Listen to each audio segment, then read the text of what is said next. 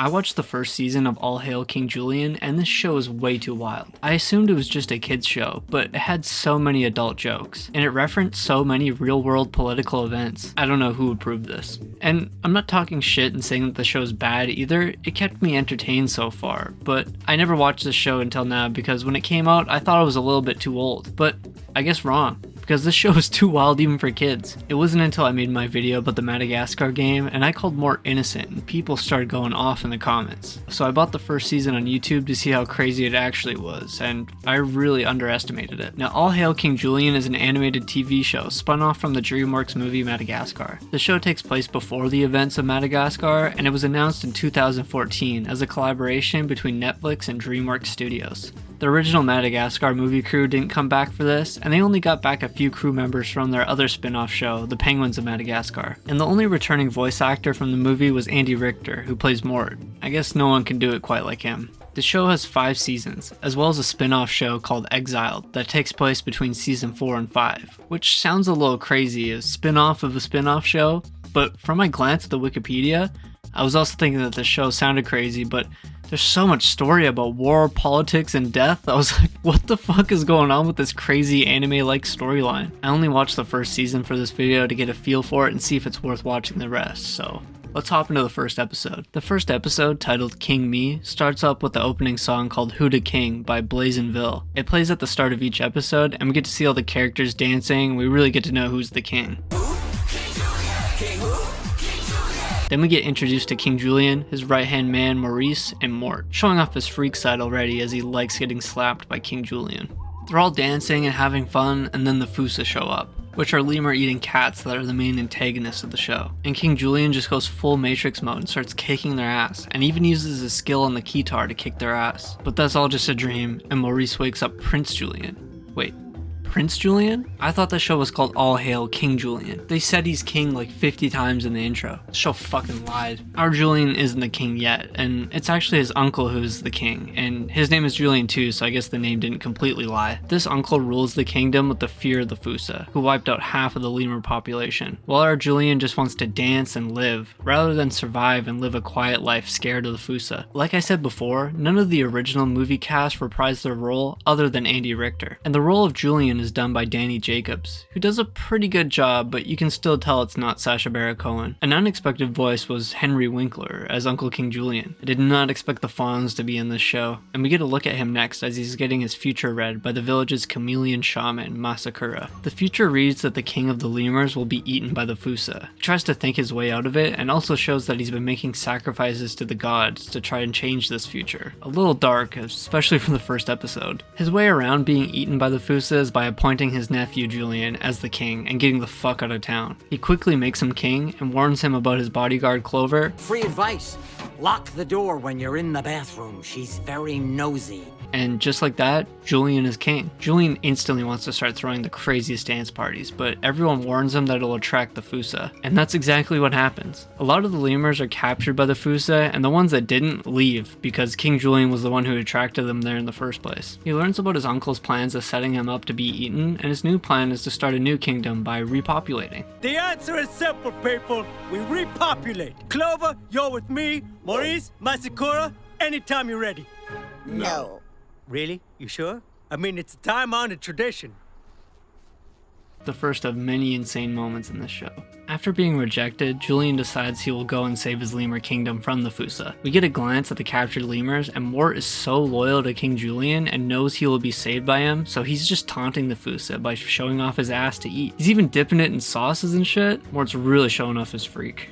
King Julien then goes to their beach of washed up junk to find a weapon to fight off the Fusa, but he ends up finding a boombox and wants to use it, but Maurice convinces him to use a paddle ball instead. Mort still has his freak on, and Julien runs in there with his paddle ball and it just breaks right away, and he tries to run but he gets captured as well. After almost giving up, Maurice shows back up with the boombox and starts playing I Like to Move It, which I'm actually surprised they licensed for this episode. And the music just makes Julien go nuts on the Fusa, and he saves all the lemurs. In the process of kicking one of the Fusa in the face, Mort gets locked in on Julien's feet, and he just tries to start sucking on his toes, starting Mort's foot fetish for the series. Thank you, the feet! I will love you forever and ever and give you all the huggies in the world! Don't touching the rough feet! You know, Maybe I was a little too hasty on calling Mort innocent in my last video. After bumping the tunes, they notice a bunch of rocks about to fall down into the Fusa's lair, so they crank the ultra bass on and try to topple those rocks. But the boombox blows up and King Julien is bitten on the ass. But his scream of pain is enough to topple the rocks and save them from the Fusa. The prophecy was fulfilled. The king of the lemurs was eaten. Just his ass got a little eaten, and Julien can now rule the kingdom by partying it up. He makes Clover the head of security, and she has some crazy ideas. I have so many ideas your uncle never let me implement. Acid pits, armed birds. The episode ends with Uncle King Julien wondering if his nephew is dead yet, and a pretty crazy first episode. I'll probably be a little bit more brief with the next episodes and just talk about the wild parts, but I thought it'd be good to kind of see how an episode's structured. King Julien is faced with some sort of political struggle that usually mimics a real world political event. He makes dumb decisions that somehow always work out in the end, while Clover does crazy CIA, KGB level shit. Maurice has the level-headed take, Mort gets freaky and weird, and then we have some other minor characters thrown in the mix. And we mostly get dark and edgy humor mixed in. I couldn't see any kids understanding the jokes in the show, as they're things that kids should learn about when they're older, or they're a satire of real-world events that kids have no idea about, which makes this show kind of entertaining for me. The second episode, Pole Position, is about King Julien having a 99% approval rating, and the 1% disapproval, despite being a great number, is too much for him. He tries so many different ways to try and make the 1% go up, but he's so out of touch he just ends up making people hate him. Sounds like almost every egotistical dictatorship throughout history. This episode really shows Clover's craziness. She literally is just a secret police for King Julien, arresting people indiscriminately, and she just loves to cause violence to make sure the king reigns supreme. You're the king. Just make it illegal not to like you. And I will happily enforce that law. I can't wait to see the fear in their eyes as they lie about how great they think you are. In this episode, they use kumquats to measure the approval of King Julien, and I've never heard of them before. I actually went and tried one. They're pretty good.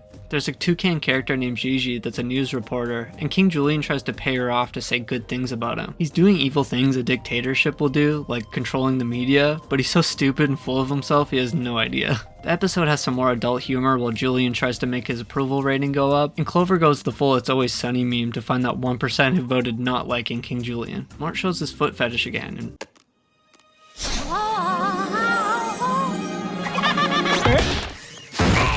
not kink shaming, but was this episode like directed by Tarantino or some shit? It's getting a little wild. I'm the foot fucking master. The episode ends with Julien accidentally saving a lemur baby that brings his ratings back to the top, and it ends up being Mort who was the 1% against King Julien, because he was asked if he liked King Julien, and he said no because he loves Julien. Next up we have Enter the Funaloka. We start off with a holiday in the lemur kingdom called Franksgiving, which has people writing their wishes on rocks to send via hot air balloon to their sky god Frank. How about you, Mort? Thanksgiving wishes are supposed to be secret. Oh, come on, show us.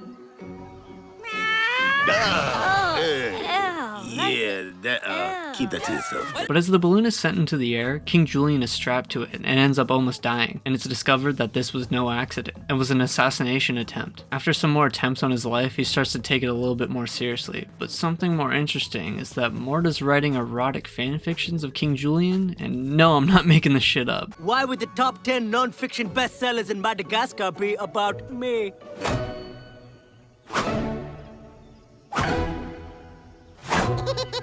He also projectile vomits everywhere. We find out that the one after King Julien's life is an evil genius named Carl. He was a little freaky with a cockroach. Yes, we know about crazy love, don't we, Chauncey?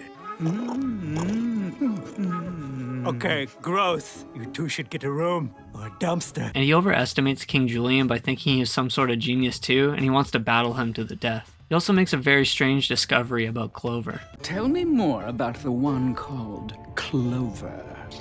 Really? Every morning? Well, that must make her fun at parties. After Julien gets outsmarted by Carl many times, it's actually Julien's dumb luck of the gods that saves him, and the hot air balloon of rocks falls down and hits Carl, saving them all. Also, Carl's family runs a poop coffee business. Making poo coffee! Empty as the Head is the next one. That has our King Julien waking up hungover from a party, where he drunkenly said he would fix the entire kingdom's problems, one by one. The lemurs are lined up out front of King Julien's doorstep, but Clover doesn't trust this many people going into the king's home, and gets a little freaky with Mort strip searching everyone. Bread 'em.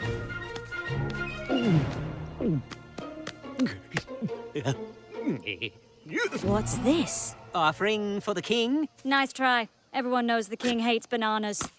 You're up! What do we got? Commence secret phase 4. I'll put on the rubber glove. Let's do this thing.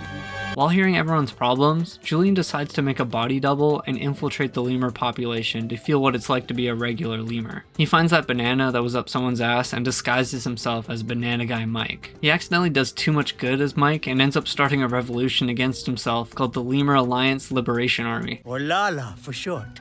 Cause who has the time? He ends up resolving the situation by sending off Banana Guy Mike and becoming a better king. But two lemurs see the old body double of Julien's and think it's the dead body of Banana Guy Mike, and it radicalizes them into being anti-Julien. The next episode's title really says it all: Return of Uncle King. The uncle shows back up and wants himself back in power, after thinking Julien was dead, so he tricks Julien by saying there's a secret to immortality in the land of the Fusa and hopes Julien gets killed. Clover ends up getting distracted and has fun for the first time in her life, while Julien and Maurice sneak into the Fusa territory disguised as a Fusa. Julien is so good at being one that everyone just accepts him into the Fusa pack, and he actually ends up risen up one of the females.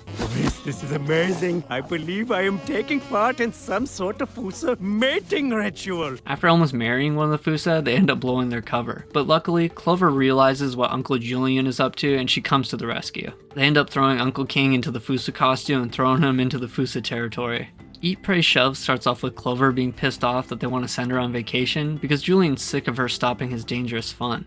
Ted is in charge, who just lets Julien do whatever, and Clover goes on vacation, and we see her writing some fantasy fiction about a buff lemur, but stops because she gets horny by this buff lemur who looks like the one in her book. He also has a tramp stamp. The Fusa attack after hearing Clover is on vacation, but she shows back up just in time with the buff lemur to fend off the Fusa. And King Julien realizes he needs Clover to stop him from doing stupid stuff, since it's not as fun when no one's stopping you. King Julien has to do a rain dance, and he blinded me with science. But his boombox breaks and he no longer wants to dance. But the kingdom needs water, and he ends up almost killing this weird creature named Timo, who is a tenrik, which I've never heard of before. Kinda looks like a skunk and a hedgehog. But Timo is super smart. So smart, he could smell inbreeding from Julien's royal bloodline. No doubt there is royal blood coursing through those veins. Yep, I can smell the inbreeding.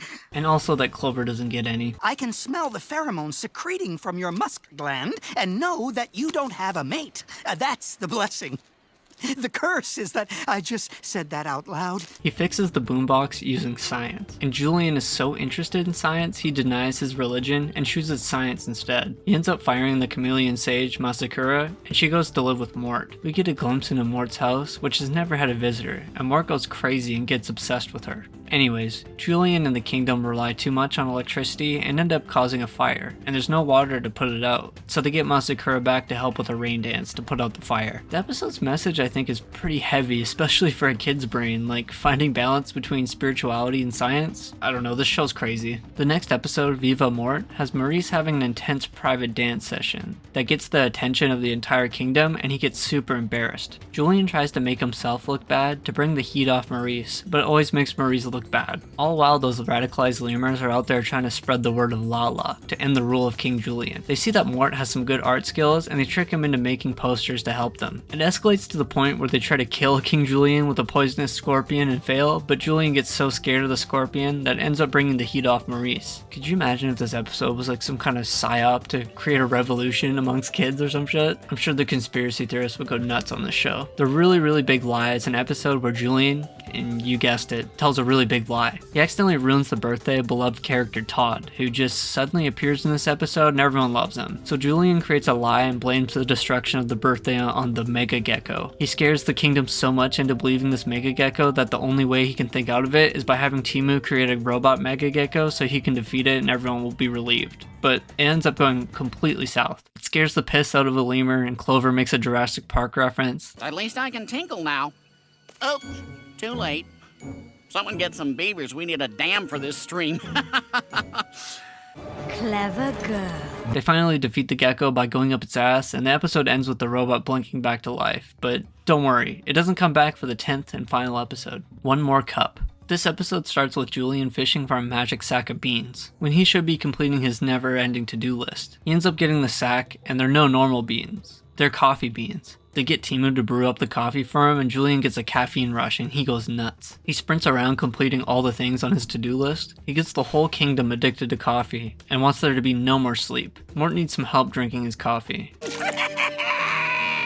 Mort, what's wrong? Isn't it obvious? I have a drinking problem! I'm assuming this is a reference to Airplane. And that, as much as anything else, led to my drinking problem. After the coffee supply starts to dwindle and the caffeine crashes start to happen, the kingdom starts to go crazy. It literally turns into like a drug epidemic. Mort turns insanely smart due to the coffee. Sorry for startling you. As you know, coffee's effects vary. In my case, it made me incredibly intelligent and gave me a smashing accent. And Carl shows back up and starts supplying the kingdom with his parents' poop coffee business, essentially taking over by manipulating their addiction. Sounds like some real CIA type shit. The gang breaks into the coffee compound, which is run by jumping rats, and the smart Mort convinces them into starting a union to stop the flow of coffee. This is the last time we see Mort, and his mind slowly is consumed by feet. I found myself getting distracted by a single thought.